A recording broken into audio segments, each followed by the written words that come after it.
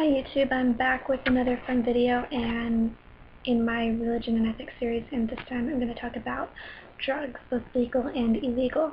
And before I get started, I just want to put a disclaimer out there. Any kids that might be watching, if you're underage, if you're in school, don't do drugs. Just don't do it. It's not a good idea. Stay in school. I know it's cliche and whatever, but stay in school. It's important if you want to go to college, if you want to get a good job later.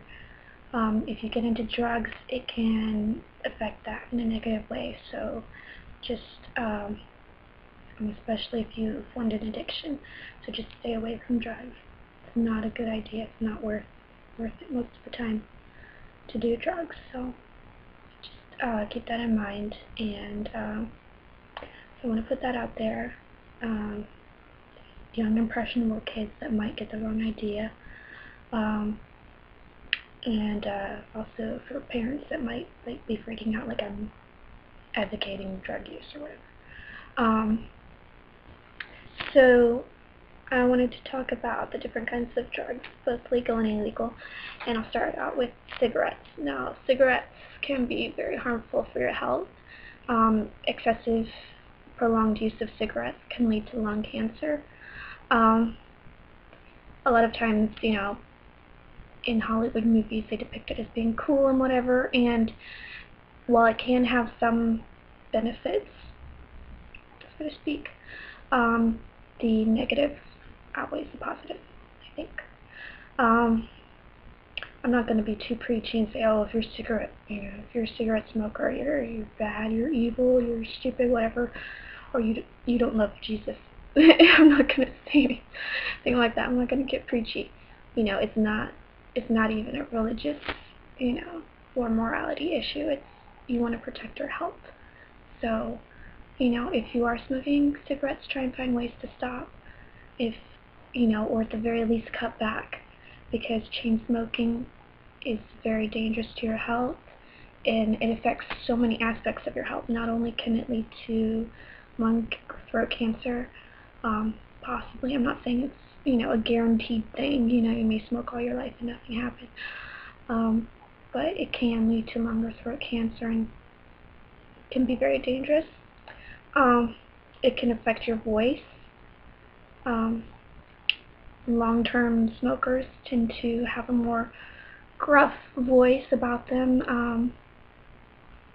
And women who smoke, you talk to a 56-year-old woman that's been smoking and chain smoking all her life, she's going to have a very different sounding voice than someone who doesn't or never did.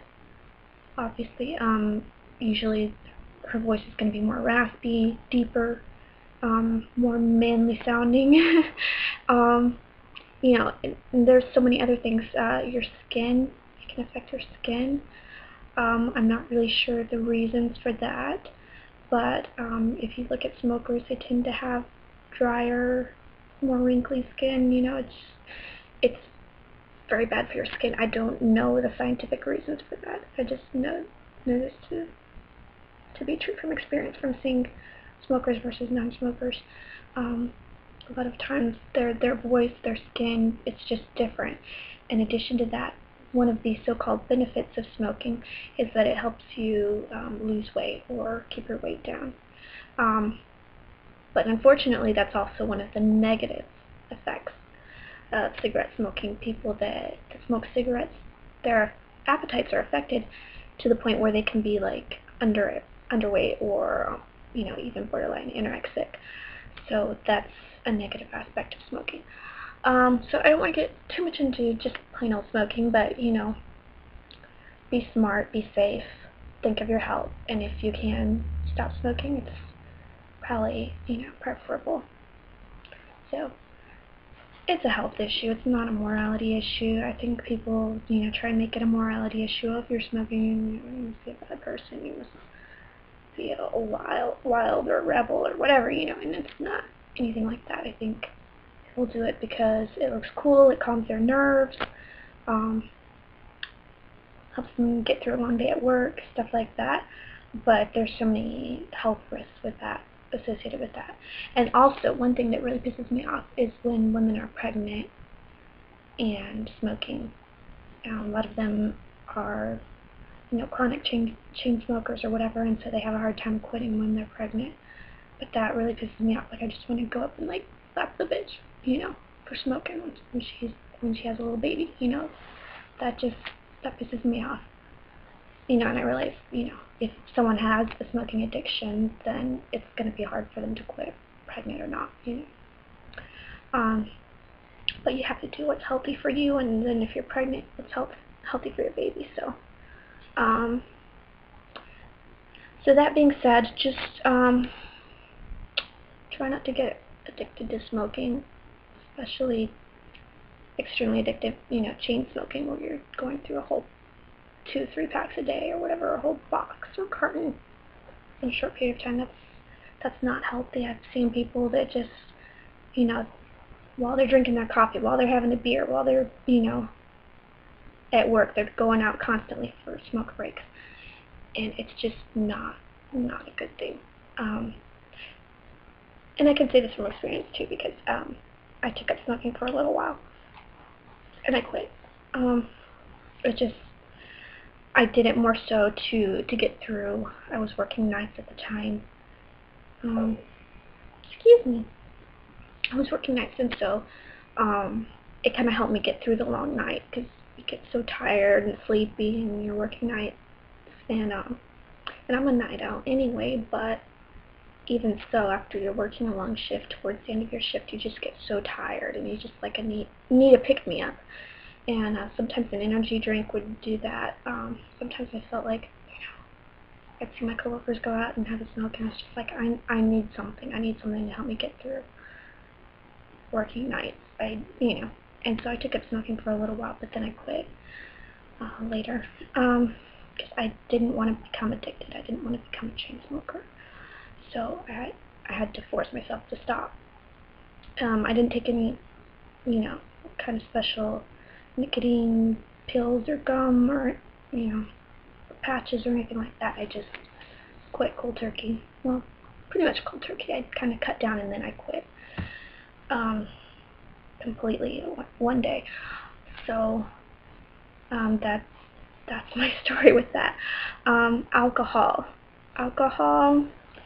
can be tons of fun, but it can also be very dangerous. Make sure you're of age if you're going to drink, and if you're going to drink socially and drink responsibly. Those are my 2 things. Don't drink to the point of puking. I did that once. I puked and then I drank some more, and that was just, I don't know what was wrong with me. Yeah, it was a fun party, but there was a lot of good stuff to drink, but yeah, don't do that. So don't puke to the point of, don't drink to the point of puking, or passing out. That is very unhealthy and very dangerous even. Don't drink and drive, obviously. Number 1 rule, actually, I should put that as number 1. Don't drink and drive. Very dangerous. I had an acquaintance, well, she wasn't so much an acquaintance of mine, but an acquaintance of my sister's. I think she was somewhat a close friend, well, not a really close friend, but a friend of my sister's, and she ended up dying because of a drunk driver. And her and another friend died, and then another friend was injured. I think it was her boyfriend was injured, and he had to go on with a wife, and he didn't have his girlfriend anymore. They were not drinking and driving. They were just simply, their car broke down on the side of the road, and they were sideswiped by a drunk driver. I think it was 3 or 4 people, and 2 or 3 out of the 4 people were killed. Anyway, I think there was maybe 1 or 2 survivors. I think there was 4 people, 2 of them died, and then 2 of them survived, if I'm not mistaken. But anyway, so this guy, his friends and his girlfriend got killed, and he was just so depressed afterwards. I would see him around, and he just looked so sad, and I felt bad for him. I didn't know the guy, but my sister was friends with him and with his girlfriend and so forth. So it just, it's really sad. So don't drink and drive. Have a plan. Have a backup. Have a DD, a designated driver. Do not go out and drink if you're not going to have a plan. And if you're the DD, stay the DD. Don't sway from that. If you are going to drink at all and you're the DD, keep it to one drink. You know, a light drink. But preferably don't drink at all, especially if you're going to drive. Just don't do it. It's too risky. Not only could you get pulled over, but you never know what kind of dangerous situation could happen, what sort of accident you could get into from that. So, or even cause an accident, cause other people on the road to get killed, whether it's the people in the car or that you're driving with, or, you know, some unsuspecting person that's just driving home from work or whatever. You never know. So just don't do it. Don't get drunk to the point of passing out, where you don't know where you're at or who you're with. It's very dangerous. You never know what sort of situation you could get in. You could get mugged, raped. You never know. If you're going to go out drinking, go with somebody else, preferably even with a group. But if you're going to be with a group, make sure those people are your buddies, that they have your back. They're not just going to leave you there at the bar, whatever. So, you know, those are my suggestions. In addition, be careful with mixing drinks with other things that might not be safe. I think there's something about mixing alcohol with like a Red Bull or whatever, and it's not supposed to be safe. So just be very careful with that as well. If you are going to accept a drink from someone, be very careful, because if you've heard of date rape drugs, it happens. You know, you might think that it'll never happen to you, but just be careful. Guys or girls, you know, you never know. You might be in a gay bar, you might be, you know, you never know. Or, you know, a girl could take advantage of a guy. You just be careful. Basically, alcohol can be fun. It can be a mood booster. It can, you know, or just help you chill out after a long day or whatever. But just drink socially, drink small, and drink socially, drink responsibly. Have a plan. That's all I'm going to say about that. So I'm going to move on to illegal drugs. So I think that most drugs are bad. However, there are some things that are considered drugs that I wouldn't necessarily consider a drug per se, or things that they should be illegal that are considered drugs and that are illegal. That would be marijuana. Hemp is outlawed. It's not even a drug. Like, you can't smoke it. You can't smoke hemp. It's used for clothes and jewelry and shit, you know. But because it's closely related to marijuana, they're like, oh, well, we can't distinguish it from marijuana, you know. Whatever.